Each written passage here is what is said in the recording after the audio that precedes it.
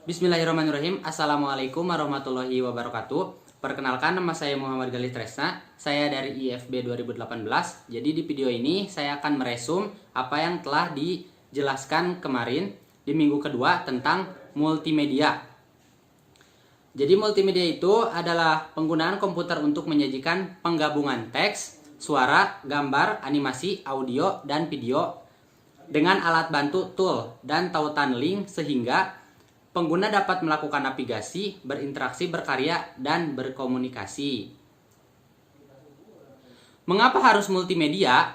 Karena menurut riset Computer Technologies Research, manusia mampu mengingat 20% dari apa yang dia lihat dan mengingat 30% dari yang dia dengar. Kalau disatukan, maka manusia mampu mengingat 50% dari yang dia dengar dan dia lihat. Dan manusia juga mampu mengingat 70% dari yang dia lihat, dia dengar, dan dia lakukan.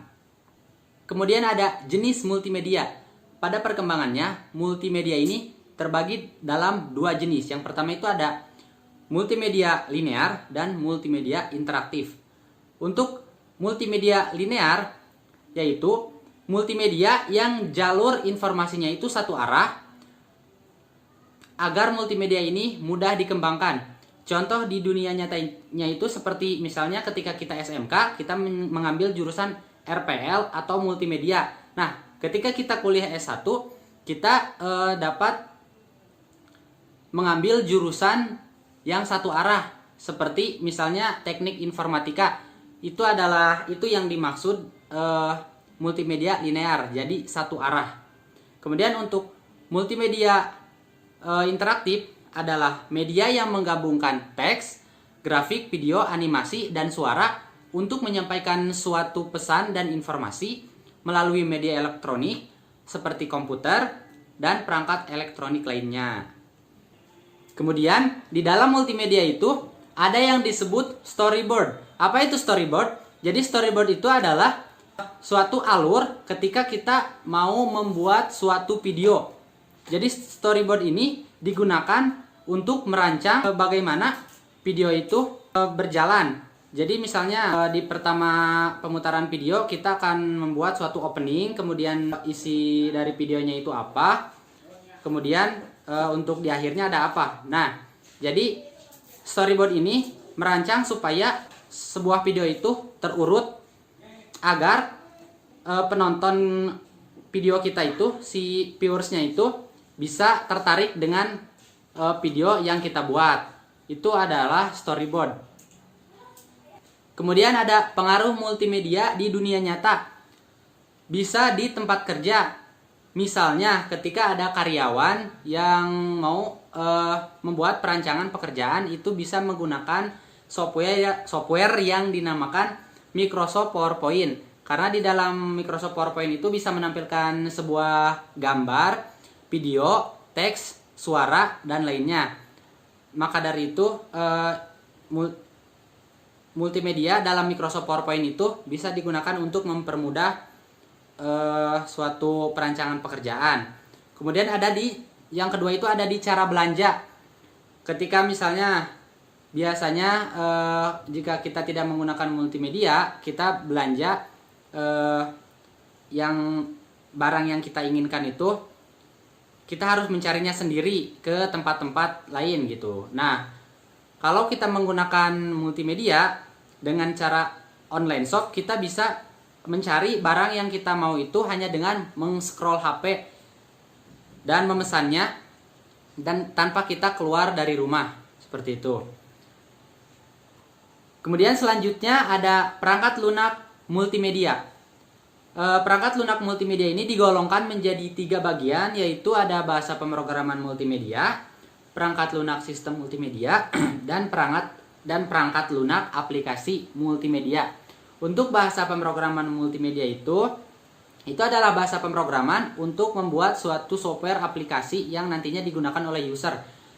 Contohnya ada C++, Java, kemudian ada HTML, dan lainnya. Itu adalah suatu bahasa pemrograman. Kemudian ada perangkat lunak sistem multimedia. Apa itu?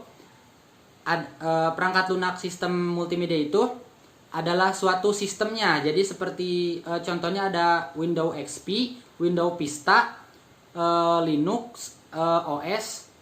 Itu adalah suatu perangkat lunak sistem informasinya. Kemudian ada perangkat lunak aplikasi multimedia. Itu adalah suatu aplikasi yang sudah jadi, yang fungsinya itu untuk memperbagus foto atau mengedit video, mengedit foto agar tampilannya itu bisa menjadi lebih bagus. Contohnya seperti Corel Draw, kemudian kalau di Android itu ada PixArt, kemudian untuk mengedit videonya itu ada KineMaster. Seperti yang saya gunakan saat ini itu adalah KineMaster untuk membuat videonya, untuk mengedit videonya. Kemudian yang terakhir ada virtual reality dan augmented reality. Untuk virtual reality itu adalah menghadirkan user dalam dunia virtual yang membuat Anda sebagai user seolah-olah berada di tempat lain. Contohnya,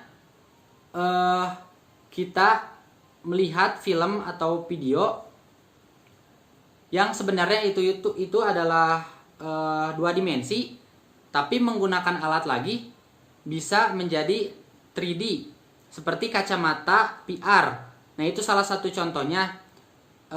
Itu adalah pengembangan multimedia dalam bentuk virtual. Kemudian ada augmented reality. Jadi secara teori itu adalah menghadirkan efek virtual ke dalam dunia sesungguhnya. Seperti contohnya ada permainan Pokemon Go.